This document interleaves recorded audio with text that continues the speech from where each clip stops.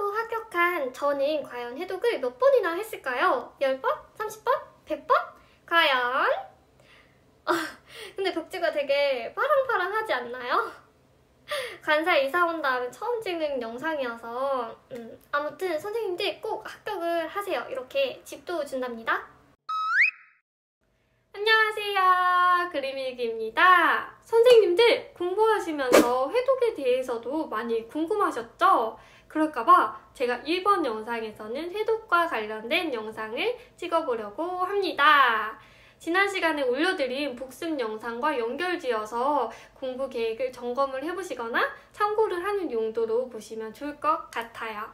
그럼 저와 함께 해독에 대한 궁금증 해결해보러 가실까요? 출발!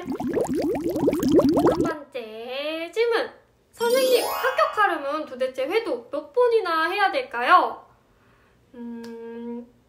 그래도 합격을 하려면 100번은 읽어야 되지 않을까요? 100번이요! 100번이요! 제가 이렇게 정확한 숫자로 말씀을 드리고 싶으나 사실 이거는 사바사죠. 저희는 임고생이니까 임바임 할까요? 임바임? 한 번을 읽더라도 꼼꼼하고 세밀하게 읽는 선생님들이 계신가 하면 처음에는 큰 틀, 큰 숲을 잡고 점점 살을 붙여나가시는 선생님들도 계실 거예요. 그리고 10번을 읽는다 하면 머릿속에 많이 남는 선생님들도 계시겠지만 볼 때마다 새롭다, 10번을 읽어도 어쩜 이렇게 기억이 안 날까 하시는 분들도 계실 거예요, 분명히. 그렇죠? 그래서 이거는 편차가 너무나도 클 것 같아요. 여기서 제가 드리고 싶은 말은 뭐냐면 이 회독에 대해서 너무 집착을 하지 않았으면 좋겠다는 점? 이 점을 꼭 말씀드리고 싶어요. 왜냐하면 1회독을 하느냐, 10회독을 하느냐 여기에서 중요한 거는 회독수가 아니라 얼마만큼 이 책의 내용이 내 머릿속에 담기는가, 얼마만큼 내 머리에 남는가, 이게 중요하다고 생각을 했기 때문이에요. 그래서 아무리 30회독, 50회독, 100회독을 한다 한들 내 머릿속에 남지 않으면 합격을 할 수가 없겠죠, 당연히. 그런데 10회독을 하더라도 내가 그만큼 머릿속에 많이 남아있고 시험날에 인출을 잘했다 하면 충분히 합격할 수 있다고 저는 생각을 했어요. 저는 그렇게 생각을 합니다. 두 번째 질문! 그럼 선생님은 몇 번이나 회독을 하셨나요? 저는 따로 회독수를 체크를 하지는 않았어요. 공부 시간을 맨날 체크해서 기록을 했는데 이 회독수는 체크를 안 했거든요. 다만 제가 월마다 모든 파트를 다 봐야지 하면서 체크하는 정도? 요 정도는 제가 했어요. 이게 무슨 말이냐 하면 5월달에 내가 총론의 모든 파트를 1회독씩 빠짐없이 해야 되겠다 라고 해서 총론에 해당하는 과목들 뭐가 있죠? 사상가, 놀이지도, 부모교육, 교사론 등등등 파트를 적어놓고 체크하면서 읽기는 했었거든요. 그래서 선생님들도 회독을 하실 때 적어놓고 내가 모든 과목을 균등하게 보고 있는가, 미루고 있는 건 없는가, 부족한 부분을 채워가면서 읽고 있는가 이런 것들을 체크를 하면서 조절해 나가시면 더 좋을 것 같다는 생각이 들었어요. 그리고 저는 10월 달에는 적게는 4파트, 많게는 7파트씩 백지 쓰기를 했어요. 그래서 저는 이 기간만 해도 회독수가 어마어마한 거죠. 왜냐하면 백지 쓰기를 하고 내가 맞게 했었나, 틀리게 썼나 체크를 하면서 또 회독을 했으니까요. 그러니까 이 기간만 해도 꽤 되는데 1년 동안 저는 아테나를 놓지 않았으니까 1년 동안 회독한 수를 생각해보자면 진짜 많은 거죠. 정말 많을 거예요. 저 진짜 많이 읽었네요. 많이 읽었습니다. 세 번째 질문! 선생님은 어떻게 회독을 하셨나요? 이거는 시기마다 달랐어요. 그래서 초반, 중반, 후반으로 나누어서 간단하게 말씀을 드려볼게요. 일단 초반에는 그냥 읽었어요. 꼼꼼하게 정독을 했습니다. 근데 제가 눈으로만 읽다 보니까 집중이 너무 안 되더라고요. 읽다가 보면 딴 생각을 하거나 그냥 글자를 눈으로만 읽는, 눈으로만 그냥 스쳐 지나가는 저를 발견하게 되는 거죠. 그래서 저는 강의 시간에 강사님께서 중요하다고 밑줄, 별표 쳐주신 부분을 중점으로 제가 생각하는 키워드에 연필로 동그라미나 밑줄을 그으면서 봤고요. 또는 표시가 안 나는 연한 색연필로 밑줄을 그으면서 봤어요. 왜냐하면 책 전체 다 밑줄을 그어버리면 나중에 뭐가 중요한지 한눈에 안 들어오잖아요. 빨리빨리 회독을 해야 되는데, 그래서 저는 초반에는 이러한 방법을 사용해서 회독을 했습니다.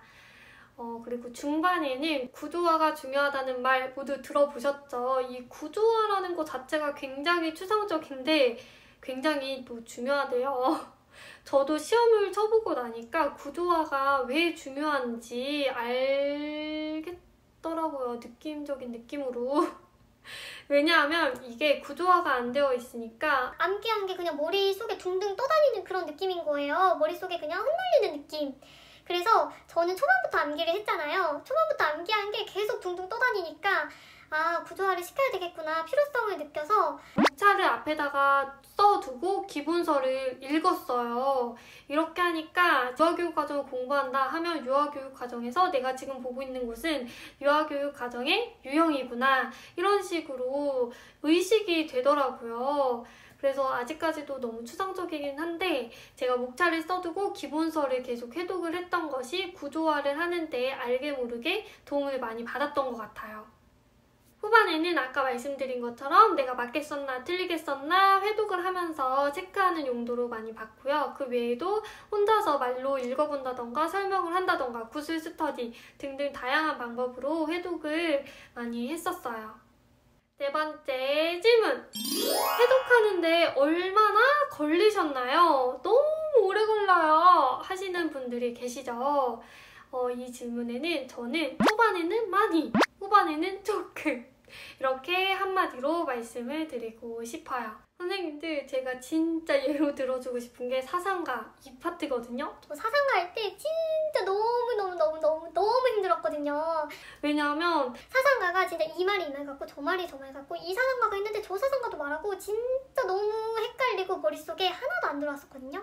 그래서 나중에 사상가가 효자 과목이 된다는데 이거 완전 아니야? 아니면 나와 다른 얘기인가? 하면서 엄청나게 머리도 아프고 하루 종일 사상가만 본 적도 있었거든요.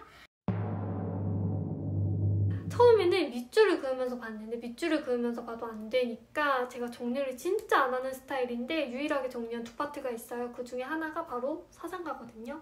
그래서 한눈에 보기 쉽게 정리를 해야 되겠다 해서 사상가를 2번, 3번인가 정리를 했었어요.